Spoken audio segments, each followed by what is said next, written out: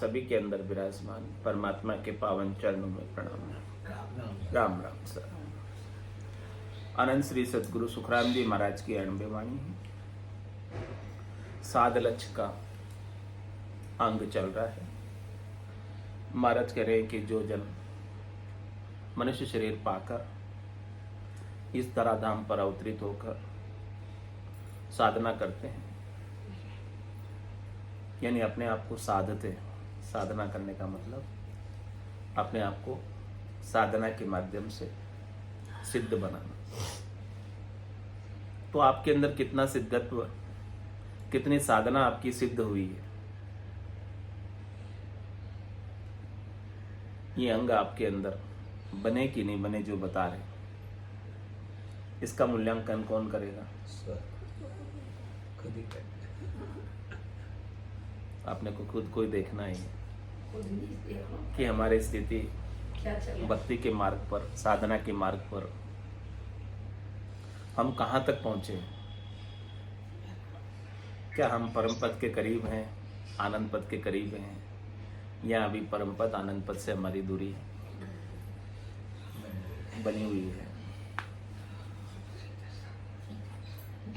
तो ये सारे अंग लक्षणों से महाराज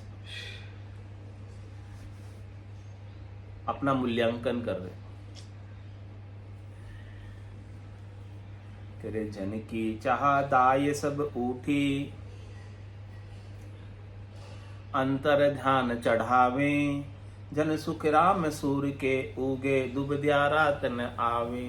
भक्ति करने वाले जन की सारी चाहना और चाहना समाप्त हो जाने के कारण दाह भी समाप्त। चाह के कारण दाह है। जलन क्यों है, ईर्ष्या क्यों है? कि उसके पास ज्यादा, मेरे पास कम, इसलिए जलन होती है, दाह होती है, चाहना होती है। इसके कारण चाहना के कारण दाह, जलन, ईर्ष्या। तो महाराज कह, जो भक्ति करने वाले जन होते हैं, संत होते हैं, सदगुरु होते हैं, केवली भगवंत होते हैं, वो अपनी चाह को ही उठा देते हैं। तो चाह उठने के कारण उनकी दाह भी मिट जाती है, उनकी जलन भी। तीनों प्रकार के ताप, तीन ताप में सब जुग बंदिया कोई नहीं छूटन हारा। इसके बिना तो आदि व्याधि उपाधि, शरीर के ताप, मन के ताप, आत्मा के ताप में, इन सब की तापों की दाह सबको लग रही है। लेकिन जन की चाह दाह सब उठी, उनकी चाहना उठ गई, इसलिए अब दहाना भी उठ गए। और वो क्या करते हैं? अंतर ध्यान चढ़ावे। वो अपने ध्यान को बाहर इंद्रियों में फैलाते नहीं हैं। शरीर में, संसार में, इंद्रियों में, वस्तुओं में, व्यक्तियों में सुख की खोज नहीं करते, नहीं ढूंढते। वो लोग नहीं ढूंढते जो भक्ति। तो कह रहे, जन की चाह दाह सब उठी, अंतर ध्यान चढ़ावे। अब ध्यान अपना कहाँ चढ़ाना है? अपने स्वरूप पर, सत पर, अविनाशी पर।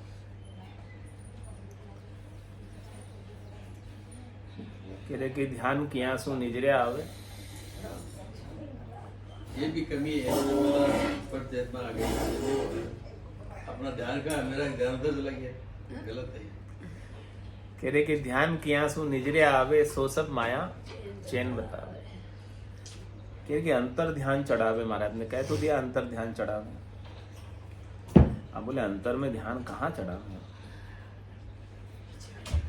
फिर दूसरा शब्द महाराज ने कह दिया कि ध्यान किया सो निजरे आवे। ध्यान चढ़ा, अंदर में ध्यान चढ़ा दिया और ध्यान करने बैठे, और ध्यान में भी हमें कुछ न कुछ नजर आने लगा। आंख बंद करके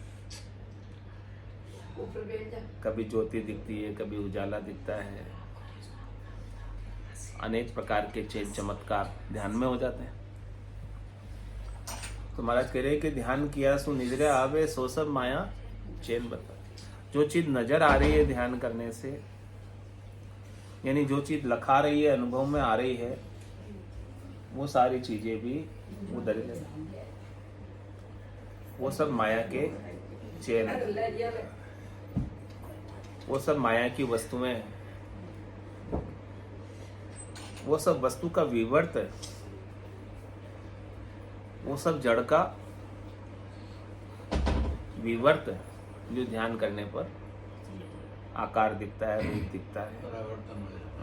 तेरे रज मातर मूरत कण होई, तब लग ब्रह्म नहीं माया कहूँ।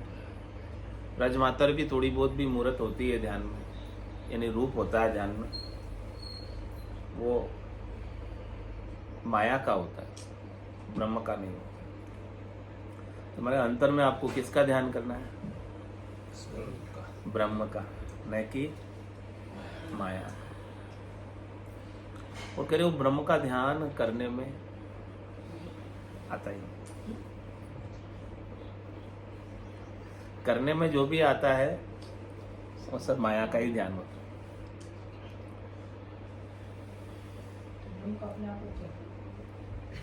ब्रह्म तो स्वयंभू आप हो। जिस स्वरूप में रहो तो कर्म का ध्यान होगा, स्वरूप से हटके माया। आप ध्यान करोगे, आप में कोई दिखेगा तो आप दिखोगे, दूसरा दिखेगा, दूसरा ही दिखता है ध्यान में। लेकिन वो ब्रह्म तो दूसरा है ही नहीं, वो तो अद्वितीय है। वो ब्रह्म के समान दूसरा तो और कोई है ही नहीं। ना देखो बात। तो महाराज करे अंतर ध्यान चढ़ावे। इस प्रकार से अंतर में आप ध्यान चढ़ाओ कि आपको अपने स्वरूप का, सत का, अविनाशी का, रहने वाले का, नहीं मरने वाले का पता चले, बोध हो जाए, ज्ञान हो जाए, समझ आ जाए, ऐसा ध्यान चढ़ाना। और करे ऐसा ध्यान जब आपका चढ़ गया अविनाशी का, जन सुखराम सूर के उगे, दुविधा रात ना आवे। फिर कोई दुविधा आपकी, फिर कोई तकलीफ आपकी, फिर कोई कष्ट आपका, फिर कोई मुश्किल आपकी, फिर कोई भ्रम आपके अंदर, फिर कोई अंधियारा आपके अंदर हो ही नहीं सकता, रह ही नहीं सकता।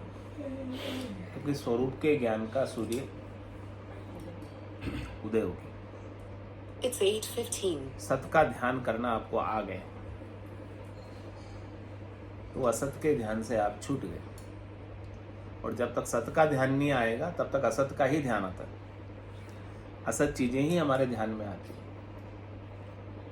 चाहे आंख खोल के हो चाहे आंख बंद करके। आंख बंद करके भी हम असत की ही कल्पना करते हैं। असत को ही देखते हैं, रूप को ही देखते हैं, रंग को ही देखते हैं, वर्ण को ही देखते हैं, आकार को ही देखते हैं। रूप रंग वर्ण आकार से रहित ब्रह्म आंख बंद करने से भी दिखाई नहीं देता। इसलिए कबीर साहब ने कहा कि आंख न मूंदो, कान न रूंदो, तनिक कष्ट नहीं धारो, खुले नयन पहचानो हंस हंस, सुंदर रूप निहारो। आपका जो सुंदर स्वरूप है सो सुंदर है सदा, नाही सो सुंदर नाही, नाही सो दिसे सदा, है सो दिसे नाही। क्या उस स्वरूप के दर्शन के लिए आपको आंख बंद करने की भी,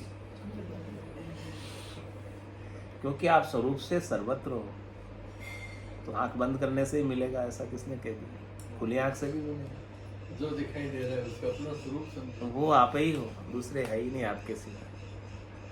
जो कुछ भी दिख रहा है वो आप हो।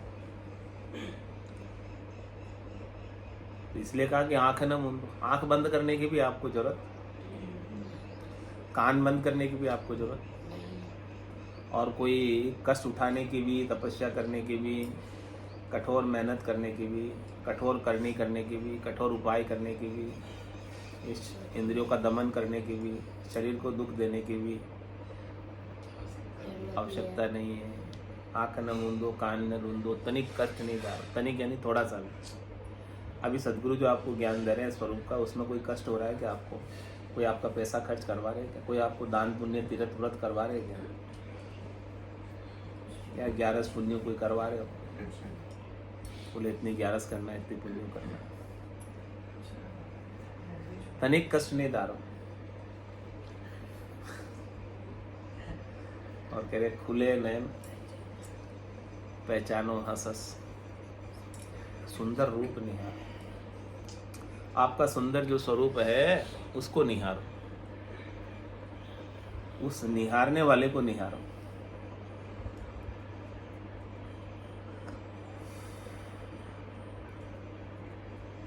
मर के ऐसा ज्ञान आपको जहां मिले ना वहां से ले लेना चाहिए, छोड़ना नहीं चाहिए। जाता न पूछो साधु की, जट पूछ लो ज्ञान, मोल करो तलवार का, पड़ी रहने दो म्यान। कह रहे साधु की जात मत पूछो कि भाई तू कौन सी जाति से साधु बना। यदि उसके पास ज्ञान है तो जाति पाति से ऊपर उठ गया तो ब्रह्म हो गया। जाति पाति तो जब तक ब्रह्म नहीं होते तब तक है, जो ब्रह्म स्वरूप हो गया उसके लिए जाति पाति क्या है। जाति किसकी, आत्मा की जाति होती है, शरीर की होती है। और जाति भी कर्मों से होती है। इसलिए कह रहे हैं कि जात न पूछो साध की, जट पूछ लो ज्ञान। आपको ऐसा स्वरूप का ज्ञान पूछ लो, ब्रह्म का ज्ञान पूछ लो, तत्व का ज्ञान पूछ लो। मोल करो तलवार का, भीतर में क्या चीज है, भीतर में खजाना है, उसकी वैल्यू गिनो। ऊपर मयान क्या काम आएगी, मयान यानी कवर तलवार का, यानी रूप शरीर या शरीर की जाति क्या काम आएगी, शरीर के कपड़े क्या काम आएंगे। कौन से भी रंग के कपड़े पहने उससे क्या फर्क पड़ता है। हम तो भगवा को जाते हैं, गुलाबी को, भगवा को, सफ़ेद को, हरे को। जो अपने अपने मत पंथ संप्रदाय के कपड़े होते हैं उनको ज़्यादा महत्व देते हैं, उनको समझते हैं कि ये महाराज अच्छे हैं। अब महाराज कह रहे महाराज तो अच्छे हैं, कपड़े तो अच्छे पहन लिए, लेकिन अंदर ज्ञान कितना है वो चीज। तलवार में धारी नहीं है, तलवार भोटी है, तो आपकी बुद्धि को भी वो तीक्ष्ण नहीं कर पाएगी, आपकी बुद्धि पर विवेक नहीं जगा पाएगी। तो आपकी बुद्धि पर विवेक जगना चाहिए ना, तो तलवार तीखी होगी तभी जाके आपकी बुद्धि में समझ आएगी, विवेक जगेगा। तो महाराज कह रहे गिरत खांड गुलनाज किराणो, ऊंच नीच कुल होई, जन सुखराम हीर कण लेना, जात भेद नहीं कोई। हीरा लेना हो, हीरा लेना हो तो उसके लिए जाति नहीं देखते कि हीरा बेचने वाला कौन सी जाति का है। हाँ, हीरा होना चाहिए, असली होना चाहिए, कितने कैरेट उसमें पूरे होने चाहिए, यही देखते ना। जितने कैरेट का ज़्यादा है उतना वैल्यू उसकी। उसमें ये थोड़ी देखते कि बेचने वाला कौन सी जाति का है। ऊंची जाति वाला बेच रहा है तो उसका भाव महंगा है, और नीची जाति वाला बेच रहा है तो उसका भाव सस्ता है। उसमें कोई नहीं देखता है। ऐसे महाराज फरमा रहे कि ये ब्रह्म का ज्ञान, तत्व का ज्ञान, स्वरूप का ज्ञान हीरे के समान है, शुद्ध ज्ञान, अमोलक ज्ञान।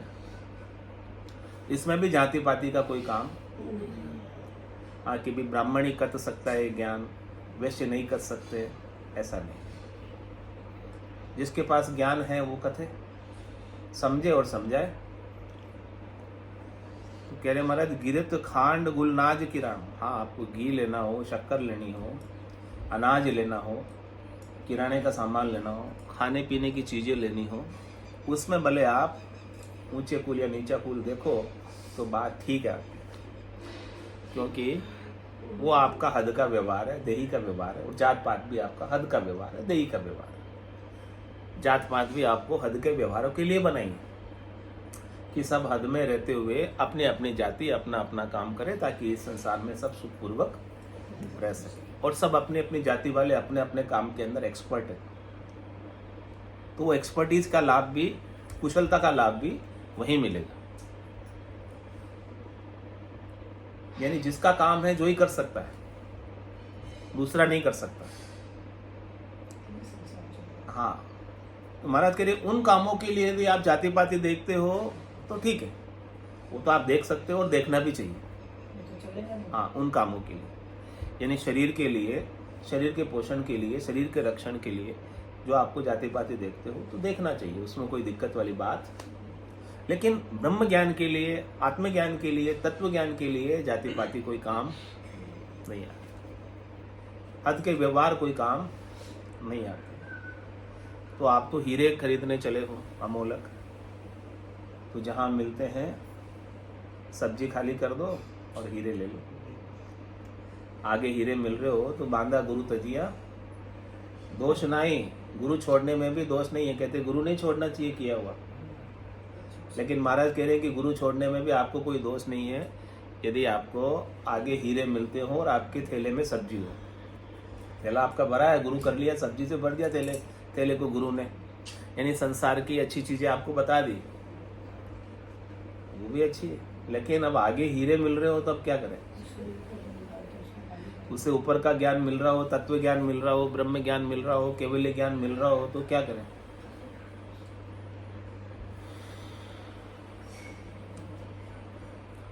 तो हीरो जाए बने जा लीजे कहाँ जात सुकामा, जन सुख राम ले तो उजियाला धरे नक चकरामा। कैसा है हीरे का गुण? हीरो जाए बने जा लीजिए, जहां आपको मिल जाए हीरा ले लो फटाफट, देर मत करो हीरा लेने में। कोई जाति पाति का विचार मत करो कि इनसे ज्ञान लूं या न लूं, ये ब्राह्मण तो नहीं है कथावाचक, अब इनसे लूं या न लूं। कहते हैं ब्रह्म ज्ञान देने के अधिकारी केवल ब्राह्मण ही है। अब ब्राह्मण तो नहीं बोल रहे हैं, अब क्या करें, लेवे कि नहीं लेवे ज्ञान? ब्राह्मणी होगी है जो ब्रह्म को जाने। तो महाराज कह रहे जात से आप मतलब मत रखना, उसकी परख देखो आप। क्या परख है? जन सुखराम ले तो उजियाला, जो वस्तु हीरा आदि आपको मिल गया, वो हीरे की चमक, हीरे का उजाला आपको अनुभव में आए, लखाए। ऐसे ही महाराज फरमा रहे हैं कि ये ब्रह्म ज्ञान, तत्व ज्ञान, स्वरूप बोध, अविनाशी का ज्ञान जहाँ जिसने प्राप्त किया उनसे यदि आप ले रहे हो तो कह रहे हैं कि धरे नक चक्रामा, आपकी एड़ी से लगाकर चोटी तक राम जी आपको अनुभव में आने लगेंगे, लखने लगेंगे। यानी पूरे खंड पिंड ब्रह्मांड में सर्वत्र राम जी निजर आने लगेंगे। यही आरती, यही पूजा, राम बिना दर से नहीं पूजा। पूरी त्रिलोकी में सिया राम में सब जग जाए, करऊं प्रणाम जोरी जुगपान, मनवो चमर करे मन माही, जहां देखूं ता सदगुरु साईं। ऐसा महाराज फरमा रहे हैं कि आपको भी अपने अंदर बाहर एको जानो, ये गुरु ज्ञान बताए। सदगुरु ऐसा ज्ञान देते हैं कि आपके अंदर भी और बाहर भी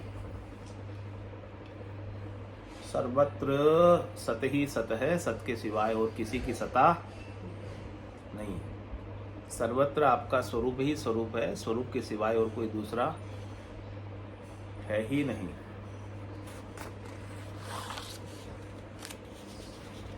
तो ऐसी चमक, ऐसी जिलामिल ज्योति, ऐसा उजियाला ज्ञान का आपके भीतर हो गया, इसका मतलब आप सच्चे सदगुरु के पास हो। सच्चे सदगुरु से ज्ञान सुन रहे हो, ज्ञान सुनियो मुराजीरा मुख सुन तब मेरा मन। सच्चे सदगुरु से ज्ञान सुनोगे तो हमारे मन को संसार के अंदर अज्ञानता से, नासमझी से, नादानी से, उससे डरेगा और ज्ञान की ओर आगे बढ़ेगा। तो सो दो फर्क फेर है ए तो काची पाकी रसोई, जन सुख राम विप्रजा जी में बनत असल गरमाही। और महाराज फरमा रहे हैं, एक तो कच्ची रसोई होती है और एक पक्की रसोई। हाँ हाँ। तो महाराज में ब्राह्मण क्या करते हैं, कच्ची रसोई जो बनती ना, वो सही जगह बन रही है तो जीम लेंगे, यानी असल घर में बन रही है तो जीम लेंगे। और पक्की रसोई है, अब कहीं भी बनी हो उनको कोई फर्क नहीं, जीम लेंगे। तो कच्ची और पक्की रसोई का ये अंतर है। अब पक्की रसोई में क्या क्या आता है? सब कच्ची में पहले चुनाव हमारा सब नाम लेके गिनाएंगे, मुंह में पानी मत लाना। लाडू पेड़ा सरस जलेबी विप्र जीम सब जावे, जन सुखराम भेद बिन नाही, जे सतगुरु रूप कहावे। कह रहे कि लड्डू पेड़े सरस जलेबी बनी है, ये सब पक्की रसोई में गिनती आती है, ये सब पक्की रसोई है। तो ब्राह्मण जो है ना, पक्की रसोई को कहीं भी जीम लेंगे, कोई फर्क नहीं है, पक्की रसोई है। लेकिन कच्ची रसोई होगी तो असल घर में जहाँ बन रही है शुद्धता के साथ वहीं जिमेंगे, ये नियम है। तो महाराज के फरमा रहे हैं कि पक्की रसोई के लिए अब ये जो ब्रह्म का ज्ञान है, तत्व का ज्ञान है, स्वरूप का बोध है, ये कौन सी रसोई है? कच्ची रसोई है कि पक्की रसोई है? पक्की रसोई है।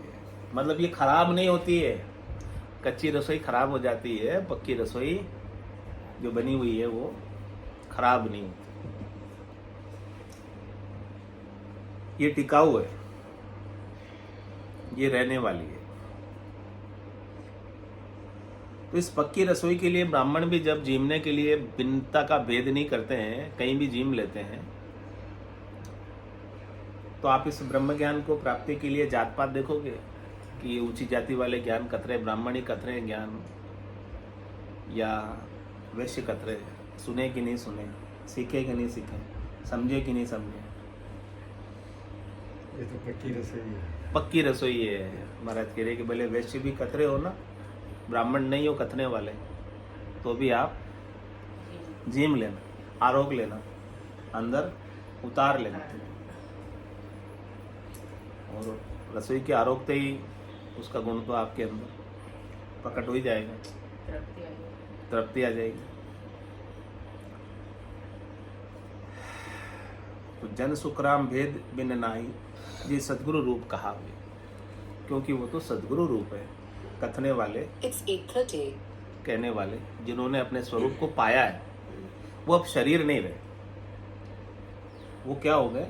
सत स्वरूप हो गए। उनका शरीर का भान, उनका देहाध्यास, उनके शरीर की जाति सब मिट गए, समाप्त हो गए, रही नहीं।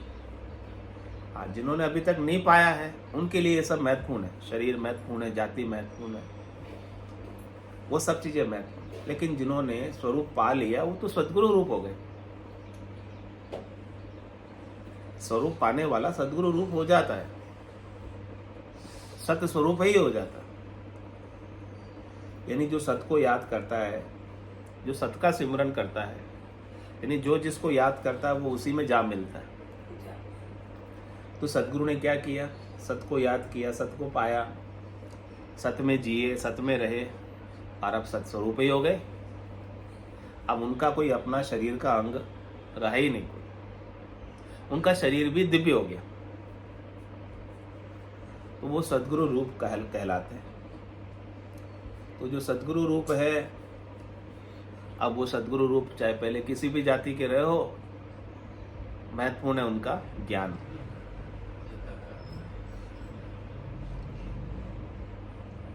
तो हद में गुरु परेसो सतगुरु, तहाँ कारण नहीं कोई, जन सुखराम धातु तो सब ही, कनक काट नहीं होई। कह रहे महाराज, वो दृष्टांत देकर आपको समझा रहे हैं गुरु और सदगुरु में कितना अंतर है, कितना अंतर। कह रहे हद में गुरु, जो आपको गुरु मिलेंगे वो हद के मिलेंगे, हद के व्यवहार बताएंगे। प्रथम गुरु पिता कही, द्वितीय गुरु माता, तृतीय गुरु दाई, चतुर्थ गुरु नाई, पंचम गुरु ब्राह्मण, छठे गुरु कनफूका। ऐसे 6 गुरु है हद गुरु। तो महाराज के हद में गुरु, ये सब आपको हद के व्यवहार सिखाएंगे, संसार में कैसे सुखपूर्वक रहना है वो सब बातें आपको बताएंगे, जाति पाति का भेद बताएंगे, वर्ण आश्रम का भेद बताएंगे, ये सब चीज़ें आपको समझाएंगे। लेकिन आपको जो सद्गुरु मिलेंगे ना सातवें, वो आपको इन सब से ऊपर उठा देंगे, इन सब से परे कर देंगे। ये सब भेद भिन्नता आपकी मिटा देंगे, आपको अभेद बना देंगे, विभाग रहित बना देंगे, आपको सत्स्वरूप ब्रह्म बना देंगे,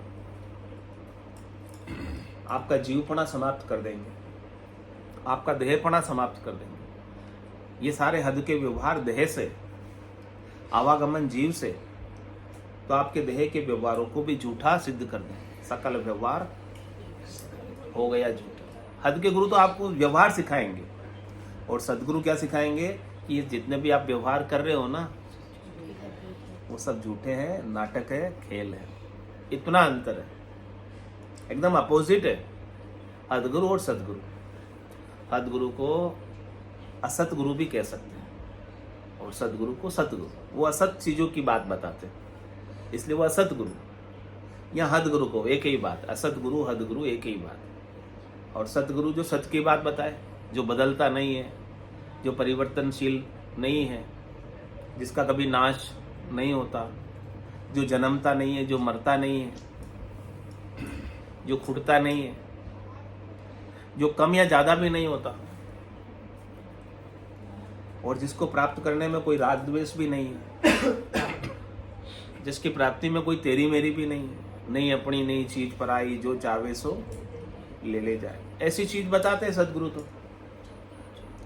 तो हद में गुरु परे सो सदगुरु। तो सदगुरु आपको ऐसी चीज दे रहे हैं, ता कारण नहीं कोई, उसमें आप कोई कारण आड़े मत ले आना कि मैं ये ज्ञान लेऊं कि हाँ, कोई आपकी कारण उसमें आड़े मत आने देना। कोई कारण आड़े आ गया आपका ज्ञान लेने के लिए, तो फिर आप उस अद्भुत विलक्षण वंचित रह जाएंगे। हाँ, मृत्यु के भय को मिटाने वाले, निर्भय पद प्राप्त कराने वाले ज्ञान से आप वंचित रह जाओगे। समझा रहे महाराज। जन सुखराम धातु तो सभी, धातु तो सब प्रकार की होती है, सब धातु ही कहलाती है, लेकिन धनक के काठ नहीं हुई, सोने के काठ नहीं लगता, लोहे के काठ। तो हदगुरु असतगुरु लोहे के समान, और सतगुरु सोने के समान। इतना अंतर है हदगुरु में और सतगुरु में। और महाराज दृष्टांत देकर समझा रहे हैं कि हदगुरु और सतगुरु की बात। दूजा गुरु नीरसम कवावे, धर्म कर्म सब पाले, जन सुखराम अगन जो सतगुरु, अशुभ शुभ सब जाले। क्या करते दूसरे गुरु? पानी के समान, जो आपको धर्म कर्म की सारी बात समझाते हैं, पाप पुण्य की सारी बात समझाते हैं। कह रहे कि आपको पाप नहीं करना चाहिए, पुण्य करना चाहिए, सब बात समझाते हैं। जीने की कला सिखाते हैं। संसार में सुख चाहिए तो सुख बांटो, ऐसा कहेंगे। तो आपसे सब धर्म का कार्य कराएंगे जिससे आपको सुख मिले, यहाँ मिले चाहे आगे मिले। लौकिक पारलौकिक सब प्रकार के सुखों की बातें करेंगे। 3 लोकों में फल प्राप्ति की बात करेंगे। उन सब क्रिया आपको बताएंगे। तीर्थ बताएंगे, व्रत बताएंगे, उपवास बताएंगे, तेला बताएंगे, बेला बताएंगे, दान बताएंगे, पुण्य बताएंगे, गायों को चारा डालना बताएंगे, कबूतरों को अनाज डालना बताएंगे, कुत्तों को रोटी देना बताएंगे। ये कौन बताएंगे? सब हदगुरु। जो ये बताते हैं समझ लो कि हदगुरु है। सतगुरु ये बात आपको बताएंगे ही नहीं। ये पहचान महाराज आपको फिर हदगुरु की आवश्यकता ही नहीं रहेगी। पहचान बता रहे हैं कि हदगुरु सतगुरु कौन है। जो ये सब बातें बताते हैं समझ लो वो सतगुरु नहीं है। परीक्षा खुद कर लो, उनकी वाणी से, उनके वचनों से परीक्षा हो जाएगी। वो तो सतगुरु जो मिलेंगे वो तो कहेंगे पाप पुण्य दोनिया सुन्यारा, भरम करम दोनिया सुन्यारा, जहाँ सुर हो लिवलाई, कह सुखराम राम बिन जग में सभी कर्म उपाय। तो आपको धर्म की पालना करवाएंगे सद्गुरु, और धर्म के कारण फिर आपको कर्म भी बंधेंगे। क्या क्या कर्म बंधेंगे? शुभ कर्म कर स्वर्गा जावे, अशुभ किया 84, कै सुखराम भक्ति कर केवल परम धाम जंजासी। तो दूजे गुरु नीरसम कवार, इस प्रकार से दूसरे जितने भी गुरु है ना, वो पानी के समान। आपसे धर्म कर्म का कार्य करवाएंगे। ठीक है, जब तक हो त्रिलोकी में करना भी चाहिए, अच्छा है, क्योंकि सुख बांटोगे तो सुख मिलेगा। आपको सुख भी तो चाहिए संसार में रहने को, नहीं चाहिए? दोनों हाथों में लड्डू चाहिए, ये लोक भी हो परलोक। तो महाराज फरमाने कि यहाँ सुखी रहते हुए आपको सदगुरु का ज्ञान प्राप्त करना है। यहाँ के दुख ही दूर नहीं होंगे तो सदगुरु के पास कैसे जाओगे? पहले तो सदगुरु की जरूरत है, लेकिन बाद में सदगुरु की जरूरत है। सदगुरु की जरूरत स्टार्टिंग में है, ताकि आप, पवित्र करने के लिए। हाँ, ताकि आप सुखपूर्वक यहाँ संसार में अपनी स्थिति को बना सको, और फिर सुखपूर्वक स्थिति के अंदर आप अपना ज्ञान सदगुरु से प्राप्त कर सको। तो महाराज क्या कह रहे हैं? जन सुखराम अगंजू सदगुरु। सदगुरु का स्वभाव कैसा है? सदगुरु का स्वभाव बता दिया, पानी की तरह है। और सदगुरु का स्वभाव कैसा है? अग्नि की तरह।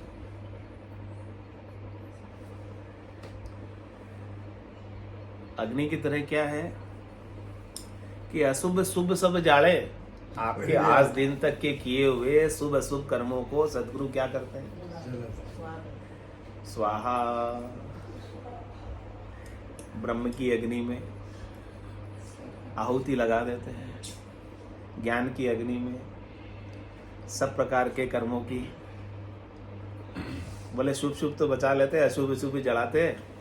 आग ये थोड़ी देखती है कि अच्छी अच्छी चीजें बचा लूं, खोटी खोटी चीजें जला दूं। आग देखती है क्या? तो कम से कम मैं अच्छी अच्छी चीजों का तो सुख भोग करता, बच जाती तो। लेकिन आग तो ये देखती नहीं है, उसके सामने जो भी आती है सबको स्वाहा कर देती है। ऐसे ही सदगुरु जो है आपके अनंत जन्मों के कर्म, आज के नहीं, लगाकर सब कर्मन में आग, हे मन तू निस्वरूप में जाग। क्या करते हैं सदगुरु? हे मन, अपने मन को समझा, तू तेरे सब कर्मों में क्या कर?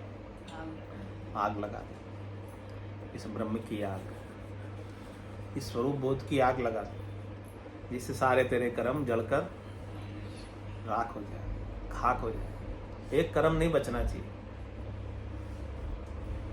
कोई एक कर्म बच गया तो उस आवागमन फिर से तैयार है।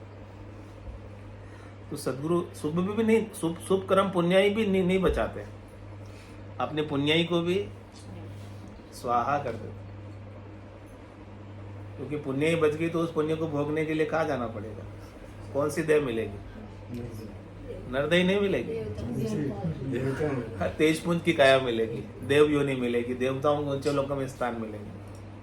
वहां जाकर फिर आप सुखों का भोग करोगे, और वहां जाकर फिर अरदास करोगे, अहो प्रभु मानव तन दीजिए, भरत खंड के माही, केवल भक्ति करा संत सेवा, और करा कछु नाही। क्यों? क्योंकि हम मृत्यु लोक होता नरदेही, राम नाम नहीं संचा, जब तप व्रत यज्ञ किया आदि, स्वर्ग लोक सुख बंचा। मिल गया स्वर्ग का सुख। हमने ये सब शुभ कर्म किए, शुभ कर्मों की पुण्याई का लाभ हमें स्वर्ग के सुखों के रूप में, स्वर्गीय सुखों के रूप में हमें प्राप्त हो गया। लेकिन यहाँ आकर भी हमने देखा कि अभी तक ये सुख भी स्थायी नहीं है। ये सुख भी हाँ समाप्त होने वाले, छूटने वाले। और सब जब हमारी पुण्य खत्म हो जाएगी तो फिर हमको वापस से भेज दिया जाएगा, यहाँ से निकाल दिया जाएगा। हमें तो ऐसा स्थान चाहिए जहाँ से कोई वापस निकाले ही नहीं। तो जन सुखराम अगंजू सदगुरु, सदगुरु आपके अग्नि के समान है। ब्रह्म अग्नि है। इस ब्रह्म अग्नि में आपके जितने भी आज दिन तक के कर्म हैं, अप टू डेट कर्म है जितने भी, उसमें आपके संचित भी आ गए, उसमें आपकी प्रारब्ध भी आ गए। वो सारे कर्मों का सद्गुरु क्या करते हैं, जिस दिन आप सद्गुरु से मिलते हो ना, और जिस दिन आप ज्ञान सुनते हो ना, उसी दिन सफाया कर देते हैं, यानी तत्क्षण कर देते हैं।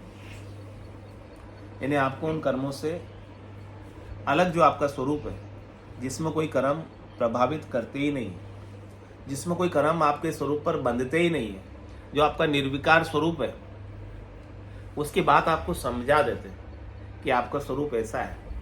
कर्मों में कौन बंधा हुआ है? कर्मों में तो जीव बंधा हुआ है, आप थोड़ी बंधे हो। आप बंधे हो कि जीव बंधा है? कौन बंधा है? जन्म मरण में कौन आ रहा जा रहा है? जीव आ रहे हो कि आप आ रहे हो? जीव आ रहे हो। आप कौन हो? जीव हो कि आप सत्स्वरूप हो? ये बात बताते ही आपके कर्म खत्म हो गए कि नहीं हो गए? ये बात समझ आती या बाकी रहे अभी भी कुछ? आप तो नहीं रहे ना कोई बाकी कर्म, या बात समझ नहीं आई अभी तक? बात समझ आ जाएगी तो कोई कर्म बाकी नहीं रहेगा, और बात समझ नहीं आएगी तो सारे कर्म अभी तक ऐसे ही खड़े रहेंगे।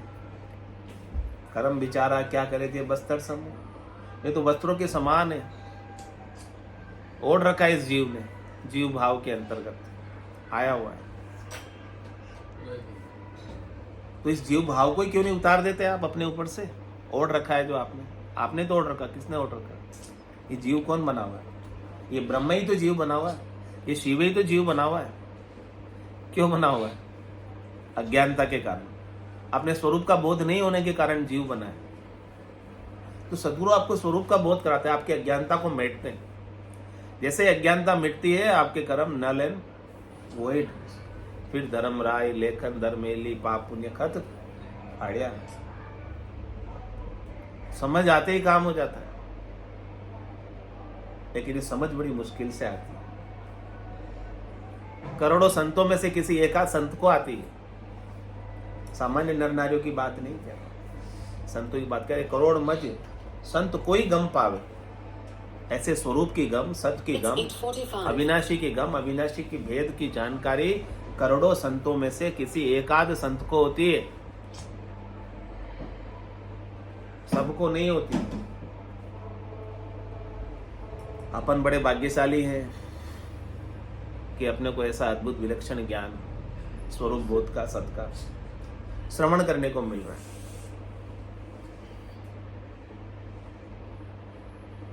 और जब तक श्रवण करने को नहीं मिलेगा तब तक आप इसकी गम कैसे पाओगे, समझ कैसे पाओगे, विवेक कैसे जगाओगे बुद्धि पर? हमारी बुद्धि तो रूप को ही मैं मानती है कि जब तक रूप है तब तक मैं हूं, मेरा रूप चला जाएगा तो मैं मर जाऊंगा। ऐसा नहीं था, मैं रहूंगा ही नहीं। हमारी बुद्धि तो यही समझती है, हमारा मन तो यही समझता है। लेकिन सद्गुरु कहते हैं कि आप इस शरीर के बिना भी आप रहते हो, इस जीव के बिना भी आप रहते हो। जो अपने आप को शरीर मानते हैं वो तो पक्के ही मरते हैं, जो अपने आप को जीव मानते हैं वो एक शरीर को छोड़कर दूसरे शरीर में चले जाते हैं। जो अपने आप को सस्वरूप मान लेते हैं, सस्वरूप जान लेते हैं, सस्वरूप पा लेते हैं, वो कहीं आते ही नहीं है, वो कहीं जाते ही नहीं है, वो कभी जन्मते ही नहीं है, वो कभी मरते ही नहीं है। तो इस सस्वरूप की बात आपको कब समझ आएगी? आज ही आ जाएगी या कल आएगी या घर जाके आएगी? अभी थोड़ा सोने में वो बात है, सुहागा डालना पड़ेगा। बोलो राम सद्गुरु देव जी महाराज धन्य हो परम दयाल सद्गुरु राम जी महाराज धन्य हो अनंत श्री सद्गुरु सुखराम जी महाराज के ज्ञान सस्वरूप भगवान धन्य हो केवली भगवंता में जीवा तारण जहाज में मोक्ष के मालिका ने अनंत कोटि संतान राम सभा में राम राम सा राम राम सा राम राम राम।